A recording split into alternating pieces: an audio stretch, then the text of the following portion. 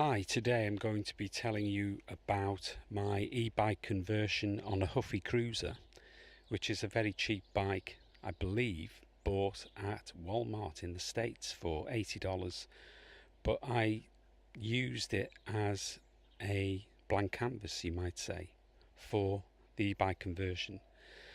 I bought an online kit of Walmart, I believe it's called, Walmart, which has the motor in the front wheel. It's all fitted up apart from the PAS, which has given me a few problems, and I wanted to deal with the differences between different PAS, that's power assisted sensors, for different cranks, because I found it difficult to find any information specifically on this. As you can see, this is the Cruiser crank, and it's totally different from the standard crank. The bottom bracket itself is much wider in diameter, and basically this is the PAS kit that came with the Walmart wheel and motor. I don't know if you can see that. That's the two pieces of it. That's the actual sensor ring, and that goes with the smooth side in. So I'll show you what I mean by this now, why it doesn't fit. I'll just quickly take this off.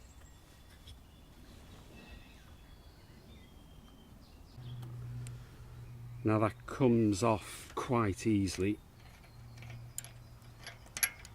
I'll just take those off for a minute. And this is the PAS sensor that I attempted to fit first time. So it slips over there quite nicely. I actually took the center, made that, you see that, made the center a little bit bigger to fit over the crank arm. So that goes on there quite nicely, but the problem is this ring sensor, which picks up the magnets, supposed to fit on first, and as you can see, it's just not right for the job really. I think you can see that the diameter of the ring there is not high enough to make contact with the little sensor in the electronic bit. I mean, I could have taken this off and I would have attached that somewhere around there, but you can see there's a disparity there between the magnet and the actual little sensor that's built into there. So I had to resort to buying a different one.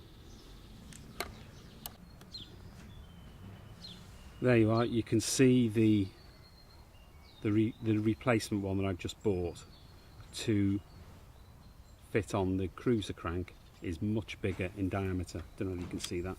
There you go. And the only issue I've got now is with the center. I need to bore that out to fit it over the crank arm.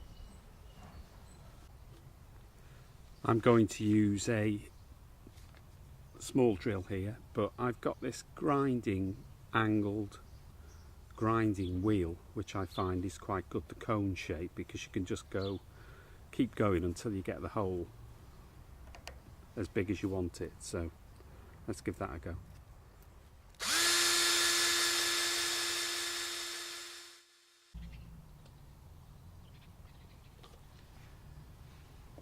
There we go. I'm going to slip that back onto the crank there. I've left it a little bit tight. There's a little bit of movement there, but that's fairly tight on there. Now this actually comes as a two-piece. You've probably seen these where they fit together, and this is a retaining ring. Under the circumstances, I didn't really need to split it into two, because I had to bore that out to fit the crank arm anyway.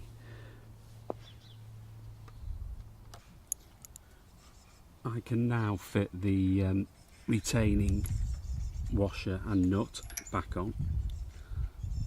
little groove that goes in somewhere, that's it. And opposite thread, of course, reverse thread, whatever you call it. So that's basically that fitted. All that remains to do now is to actually fit the sensor. Right, so this is the actual sensor that was the other part of the kit. You've probably seen these. There's a little crosshair bit just there. You can see that. That's the bit that actually picks up the magnets. So that needs to be spaced close enough to the magnets but not touching the magnets. Now, part of the kit was some little bracket just fallen off there. I don't know if you can see that. And I think the idea is that you put some little ties, plastic ties, to attach that somehow to the frame in a suitable place. Well, this is the solution that I came up with. It's a little bracket fixed on the down tube, and as you can see, the sensor fits in quite nicely there, with just a suitable gap between the magnets and the sensor bit at the end. I'll test this out when I get the whole thing connected up, and if that red light's flashing with each revolution, then I know it's working fine.